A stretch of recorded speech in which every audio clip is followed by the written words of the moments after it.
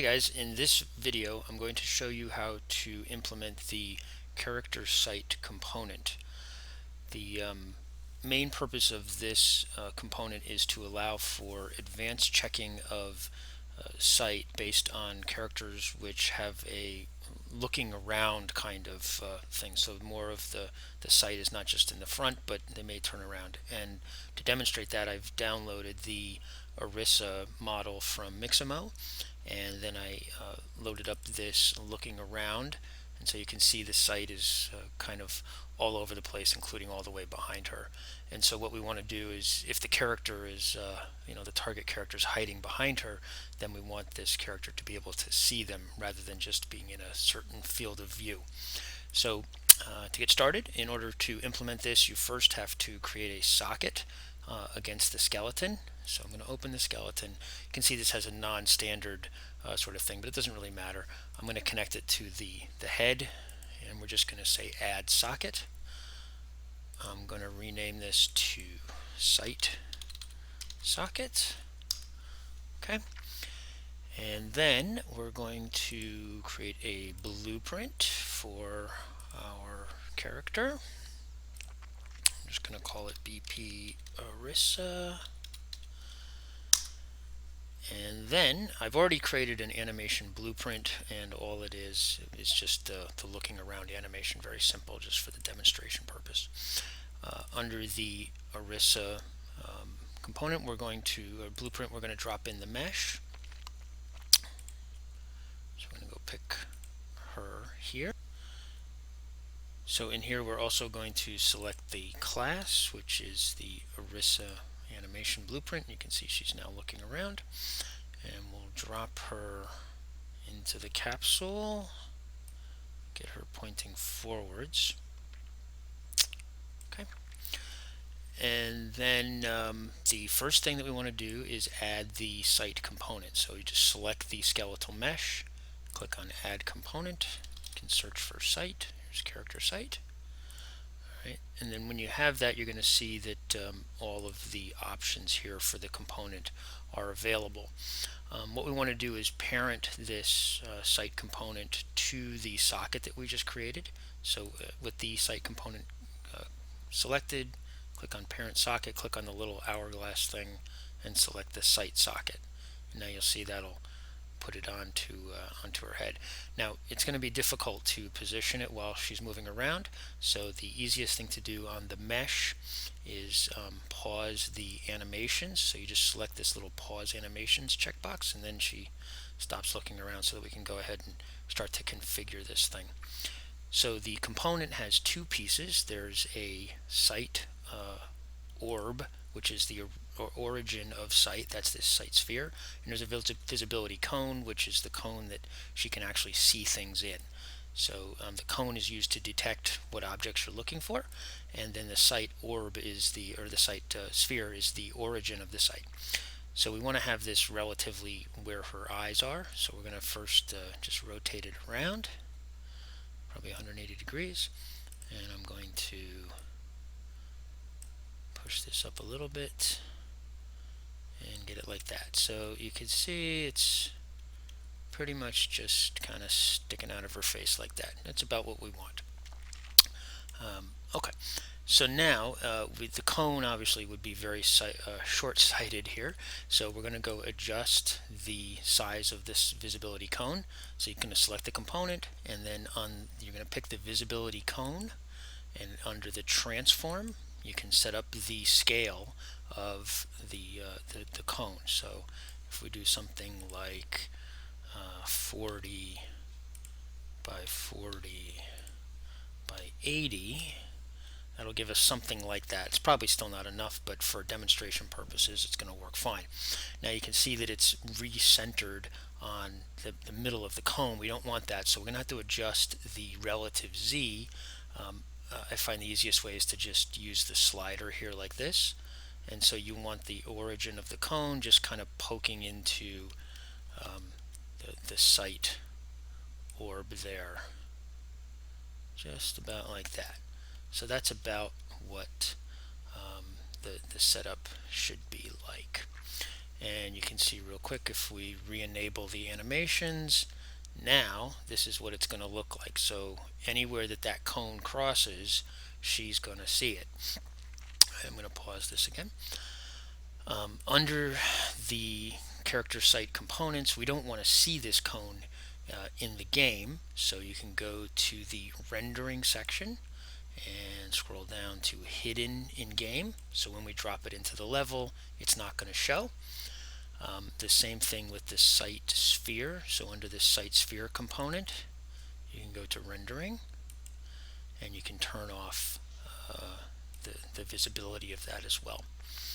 Alright, now for the purpose of the demonstration, I'm going to set the debug on. This allows you to see the individual line traces that the site component is doing to see if something is being seen or not. So I'm just going to check that box. And then I'm going to add one actor to look for. If you leave it at 0, it's going to search for all actors. Instead, I'm going to just look for the third person character. Third person character is the character that I'm going to use as the player controller so that I can walk around and we can test the site images. You can have as many as you want here. It's an array, and you can have any kind of actor here. The two thresholds, so the count and the time, basically what this says, I'm going to set up as 1 and 5,000.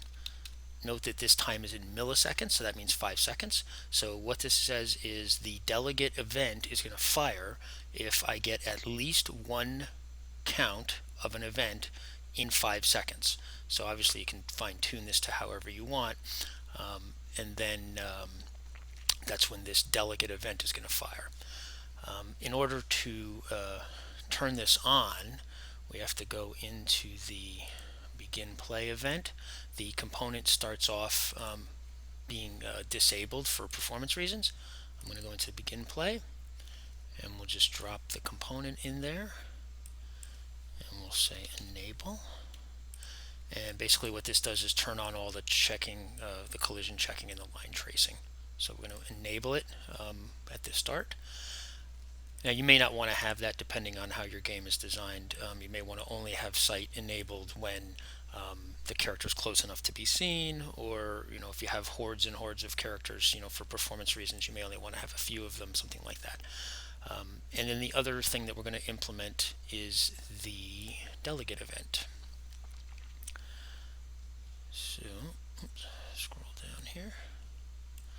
So we can just hit the little plus. So I have the character site component highlighted. I can hit the plus on the delegate event. That's going to drop this thing in here. So every time that I have one or more events within 5,000 milliseconds, this event is going to fire. I can also get the number of events that were relative to this event firing. So if I want to have something like a threat meter where it goes higher and higher the more number of events until it actually sees the person, you can implement that as well.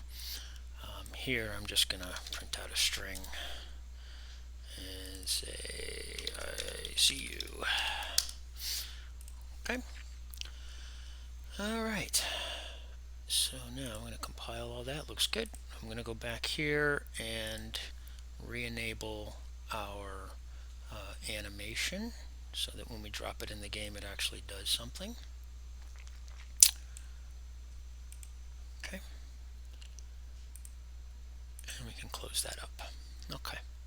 So now we have our person in the game, and you can see if we play it, she's going to look around. The site cone is not visible, but it is tracing and doing the collision on the site cone. Important to note that the channel that's being traced is visibility, and the visibility must be blocked on your collision setting. So if you want to have something that fires, that's the setting. Basically for the cone it's only overlap events, so as long as overlap is set, then the cone will detect the object. I'm going to take the standard third person just feature pack. I just took that.